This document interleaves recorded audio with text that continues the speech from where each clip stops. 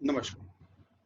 आज बात करते हैं ज्योतिष से कुछ अन कहे, अन सुने, अन सुलझे कुछ बातों को, जो मेरे अनुभव में आया, जो मैंने कई योग्य पंडितों से सुना, उनसे चर्चाओं में मैंने ये बात सीखी। हम लोग कोई भी उपाय करते हैं, कोई भी हवन करते हैं, या हम कोई भी अपने तरीके से रेमेडीज घरों की करते हैं, उसमें हमें ज्यादातर देखा है कि हमें रिजल्ट कभी कभार मिलते हैं और कभी कभार नहीं भी मिलते।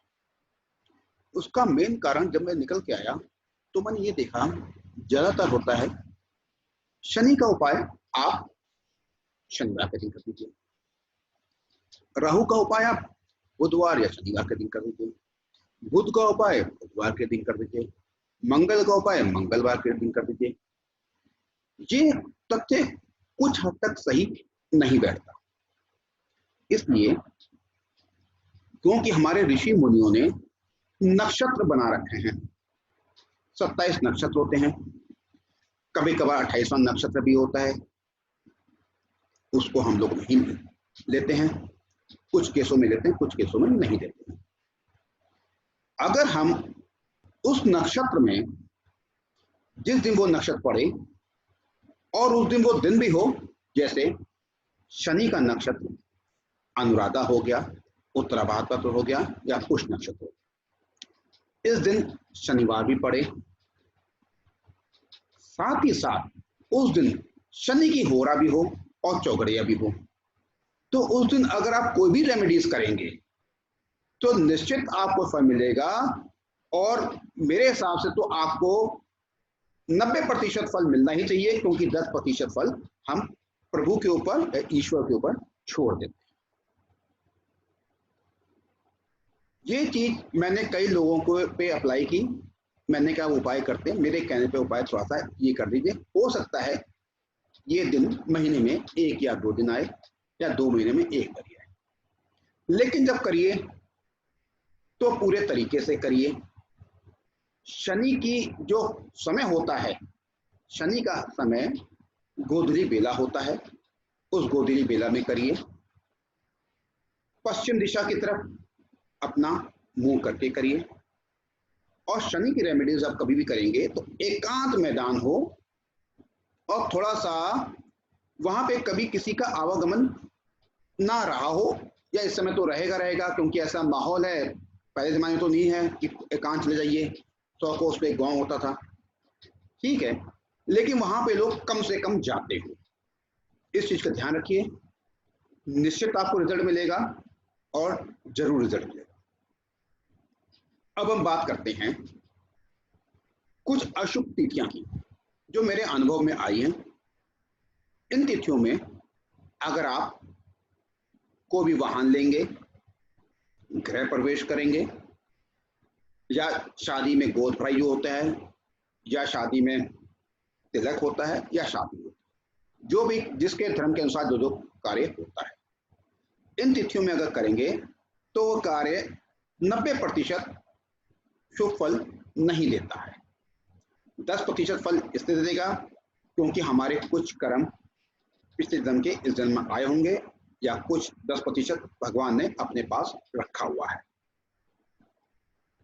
तो बात करते हैं कुछ अशुभ तिथियों की जो मैंने अपने अनुभव में देखा है। जैसे विश्वकर्म योग होता है, अतिगण योग होता है, गण योग होता है, सूर्य योग होता है, व्याघात योग होता है, वज्र योग होता है, परिध योग होता है। इन सब योगों में कोई भी शुभ कार्य नहीं करना चाहिए, चाहे वो दिन अच्छा हो, चाहे आपको उपाय करना हो, या शादी गोद भराई करनी हो, तिलक करनी हो, कोशिश करेगा इन योगों में ये कार्य ना करें। अब बात करते हैं परिध योग में केवल शत्रु के विरुद्ध किए गए कार्य को ही करना चाहिए। ये मैंने पूरा आर्टिकल बना रखा है और एक मेरी वेबसाइट है www.meregrehmeremit.com। मेरे की स्पेलिंग है MERE, ग्रह की स्पेलिंग है GRAH, मेरे की स्पेलिंग है MERE, फिर मित्र की स्पेलिंग है MITRA।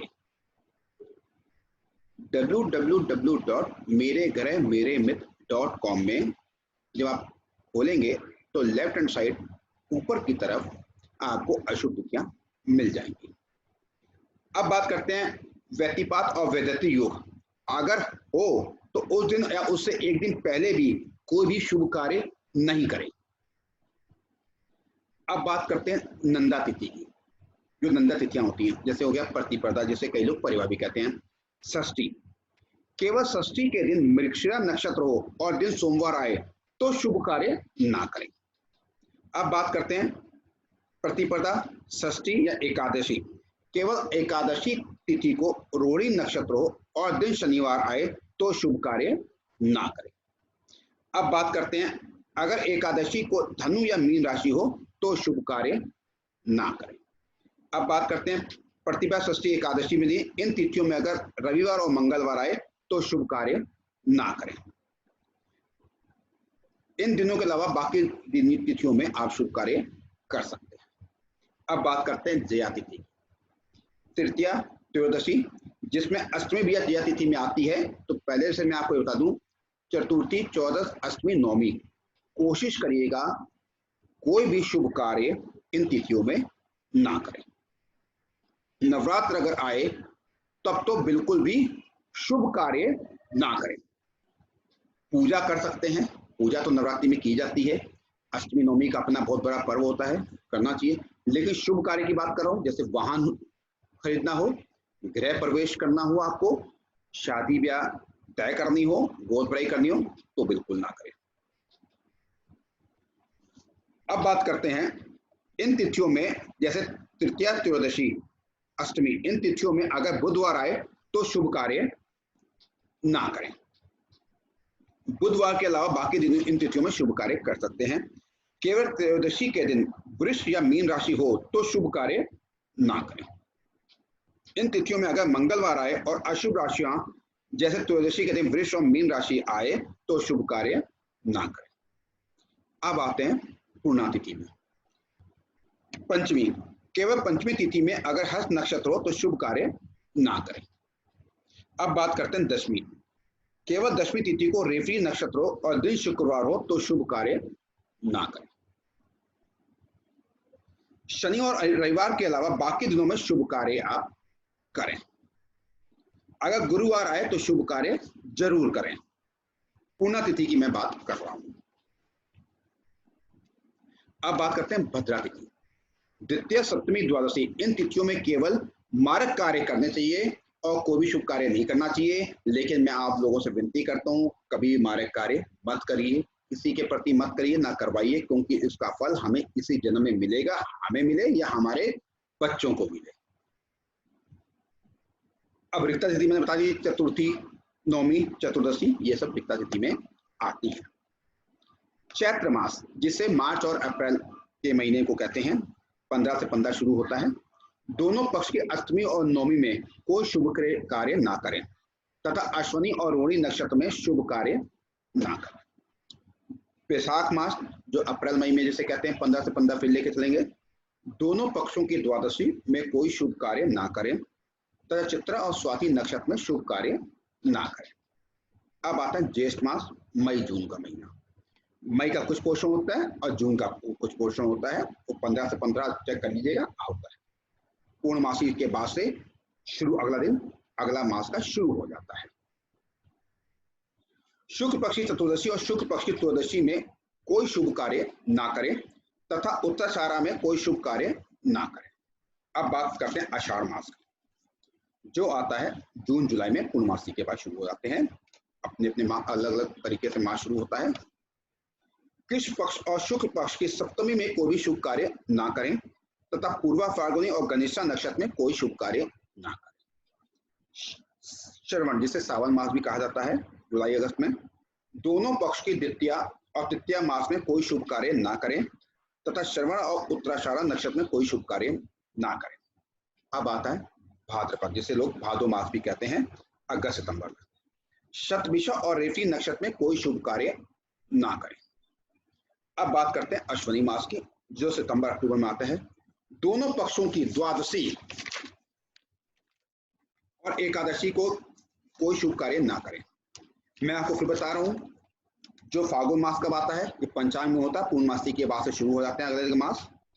तो आपको चेक कर लीजिएगा, या कोई ब्राह्मण हो उनसे पूछ लीजिएगा, आपको कैलेंडर भी आते हैं, उनमें भी आपको मिल जाएगा कौन सा मास चल रहा है। कार्तिक मास अक्टूबर नवंबर को कहते हैं। कृष्ण पक्ष की पंचमी और शुक्ल पक्ष की चतुर्दशी में कोई भी शुभ कार्य ना करें, तथा मघा और गनिष्ठा नक्षत्र में कोई शुभ कार्य ना करें। अब आता है मृगशीर्ष या अघन जिसे कहते हैं, ये आता है नवंबर दिसंबर में। दोनों पक्षों की सप्तमी और अष्टमी को कोई भी शुभ कार्य ना करें, तथा चित्रा और विशाखा नक्षत्र में कोई भी शुभ कार्य ना करें। अब आता है पौष मास, जो दिसंबर जनवरी में आता है। दोनों पक्षों की चतुर्थी और पंचमी में कोई भी शुभ कार्य ना करें, तथा अश्वनी हस्त और आद्रा नक्षत्र में कोई शुभ कार्य ना करें। जो मैं नक्षत्र बता रहा हूं साथ में, ये उसी मास की बात बता रहा हूं मैं। जैसे अब आता है मघा मास, माघ मास जिसे कहते हैं, जनवरी फरवरी।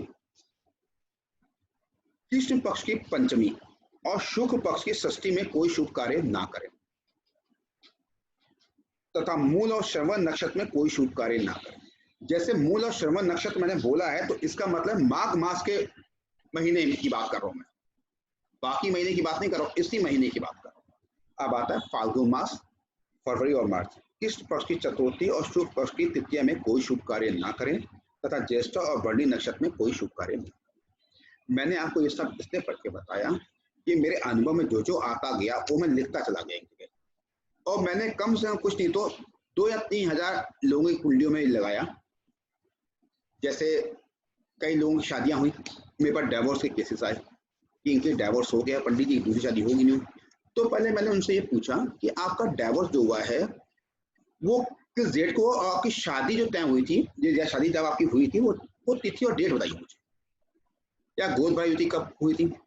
अब किसी का एक्सीडेंट हुआ, तो मैंने कहा आपका एक्सीडेंट हुआ, मोटरसाइकिल से हुआ, बाइक से हुआ, वो आपने कब खरीदी, किस दिन खरीदी। किसी का गृह प्रवेश हुआ, तो मैंने कहा आपका गृह प्रवेश हुआ, आपने करवाया, वो किस डेट में कराया।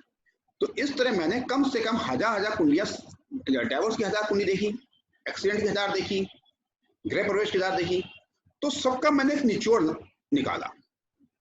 और मैंने कई पुरानी किताबें में देखा जो आजकल लोग नजरअंदाज कर देते हैं, उनमें इनका वर्णन आया है कि ये ऐसी ऐसी चीजें इस तरह की नहीं करनी चाहिए तिथियों में। और कुछ मैंने ऐसी किताबें भी देखी या पढ़ी जिसमें इस चीज का भी उल्लेख आया है।